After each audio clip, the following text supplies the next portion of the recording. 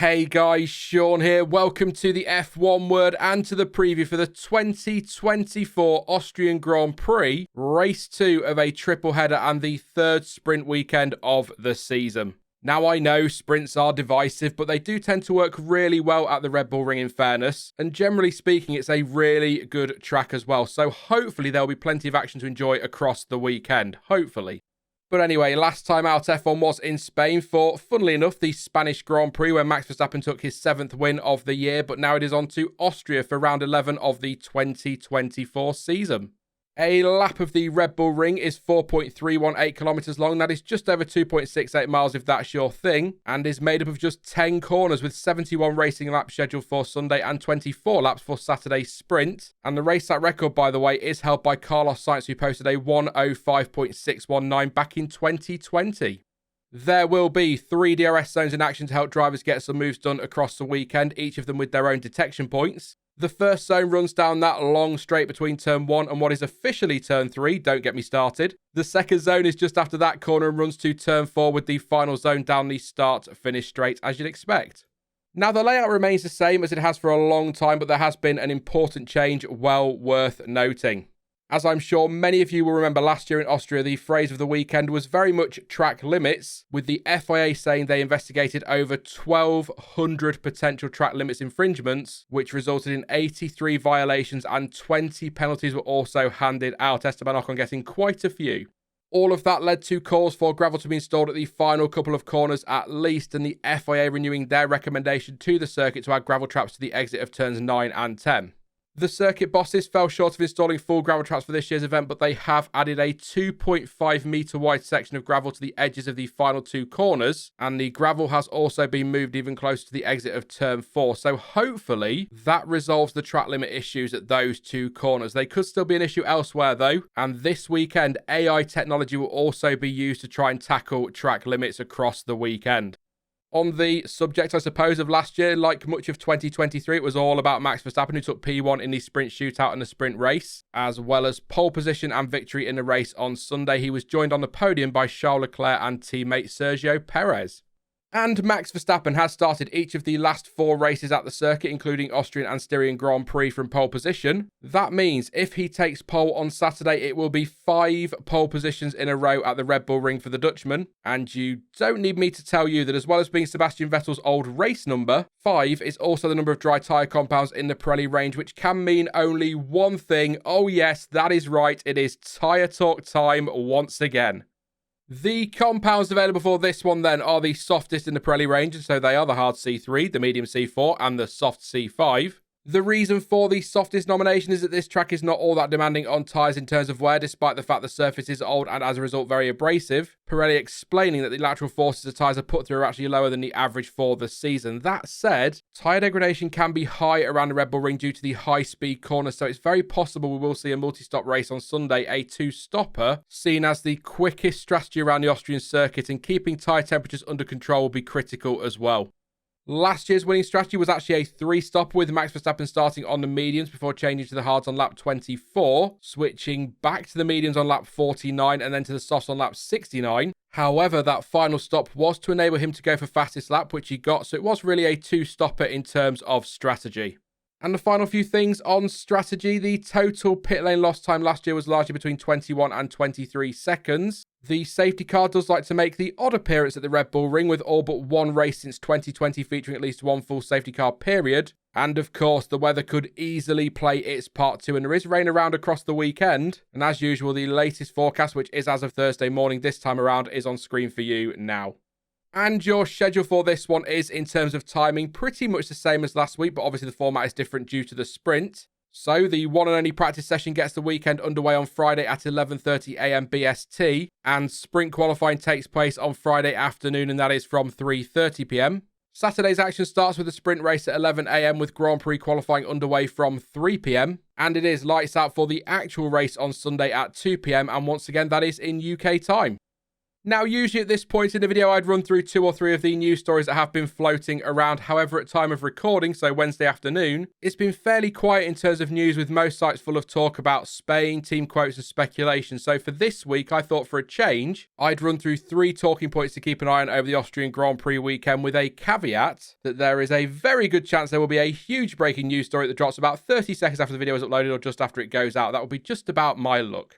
But anyway, first up, Lando Norris has left the last 2 races with a feeling of frustration and the feeling that he let 2 race wins slip through his fingers, especially last time out in Spain. The safety car played its part in Canada as the Brit missed a chance to pit when it was deployed, something his rivals managed to take advantage of, and in Barcelona, having taken pole position, he was outdragged and beaten to turn 1 by George Russell and Max Verstappen. After a race-long strategic battle, he eventually came home in P2 just over 2 seconds off the lead and cut a frustrated figure in his post-race celebrations and interviews. However, the big positive for McLaren is that car is clearly quick, competitive and can go toe-to-toe with Verstappen and Red Bull. Norris even going as far as to say that he believed the Woking team had the quickest car last time out. And ahead of the Austrian Grand Prix, Norris has said the car is in a great place and the team will learn from what happened in Spain and keep pushing, adding, quote, "We're not focused on setting specific targets. Our aim is to keep improving what we do each weekend and we let the results speak for themselves. Let's see what we can do." As a team, McLaren have finished either first or second at every race since Norris's P2 in China. So the question for this weekend is, can, or rather will, the team return to the top step of the podium in Austria? It's going to be a close fight, well worth keeping more than one eye on. Elsewhere, things got pretty heated between the Ferrari drivers in Spain after the 2 of them made contact at turn 1. As I'm sure you remember, Carlos Sainz going around the outside of Charles Leclerc, who ended up clipping his teammate's rear wheel, forcing the Spaniard into the runoff area. Come the end of the race, the 2 drivers blamed each other, with Leclerc suggesting Sainz wanted to impress in his home race, to which the Spaniard responded, "It's too many times after the race he complains about something." Frederick Vasseur, as all team principals tend to, played down the talk of tensions and reminded the media that emotions are always running high immediately after a race, and so people shouldn't draw a conclusion after the first comments of a driver when they first jump out of the car. So how will that all play out over this weekend? Well, as a Ferrari fan, I hope it's all been put behind them and doesn't boil over. But looking at the bigger picture, it will be important for the team to manage the situation as best they can, because the field will be so close. So they really do need the 2 of them working together if they are to take the fight to those around them and ahead of them. And the last thing they need is for their 2 drivers to be costing each other points. And the final talking point is, I suppose, speculation, really. The focus will, for most people, be on the track action, and Carlos Sainz will be determined to deliver a strong result for Ferrari in Austria. But it is still worth keeping an eye on what is happening off-track, especially when it comes to the driver market. Although the pieces of the driver lineup puzzle are starting to fall into place, it's not quite finished yet and there are still plenty of seats up for grabs. And the driver who seems to hold the key to the safe that contains the jigsaw's remaining pieces, I've mixed up my metaphors there, but the point is, the driver who holds the key to it all seems to be Sainz. But it looks increasingly likely that we may soon have an answer to the question of where the Spaniard's future lies. He has been linked to Sauber in preparation for Audi's arrival, Haas, Alpine and Mercedes over the last few weeks, but it is widely reported, or rumoured really, that he is the favourite to move to Williams for 2025 and beyond. That said, there is now talk that Alpine are trying to swoop in and hijack that deal, so that could change. And following the Spanish Grand Prix, Valtteri Bottas suggested there will be decisions made over the coming days, which could mean that we're set to finally find out where Sainz will land for 2025. After all, as Kevin Magnussen said last week, Sainz is the cork in the bottle. Another metaphor there for you. So watch this space, and if there has been any news between me saying this and the video going out, I will link to an article with more information in the description, and I'll pin it in the comment section as well. Right, let's make some predictions then, and as always, please do not take these too seriously, they're just a little bit of fun, but if you do disagree with my picks, then you can let me know yours in the comment section down below. And last time, miracle of miracles, I actually got something right for the first time in 3 races. This time around, I really don't know. It is getting so much tougher to pick a winner, which, don't get me wrong, is fantastic. As I said last week, the more unpredictable, the better, but when you're terrible at predictions like me, it makes things even more tricky. I do think Austria could be another really strong weekend for McLaren, who were at the very least a match for Verstappen and Red Bull in terms of pace in Spain. It is a very different type of track, that's got to be said, to the one in Barcelona though, so things could also be different in terms of the pecking order, at least how close things are at the front. But the Red Bull ring is such a short lap, and so there is going to be very little time between all the teams, let alone the top 3 or 4, and so one mistake, a wide moment, a slightly slow pit stop, whatever could make all the difference. This track is one that Lando Norris has gone very well at in the past, so there is a good chance that he will be the main challenger to Verstappen again on Sunday, and in the sprint on Saturday, of course. The thing is, though, Red Bull have also been extremely strong in Austria in recent years, and so many will argue, given that form and the nature of the circuit, that they will be slight favourites again this weekend. You've also got to consider Ferrari and Mercedes too, because you'd expect them to be right in the mix again, although recent years in Austria haven't been kind to the Silver Arrow, so it will be a good measure of how far they've come compared to, let's say, last year's event, an event that left the team surprised and confused by their lack of pace as they finished 7th and 8th, George Russell 48 seconds off the lead in P7. It is a really tough call, but I think for the first time on this channel, I'm going with Lando Norris for pole position on Saturday and the race win on Sunday, with Max Verstappen P2 and Oscar Piastri in P3.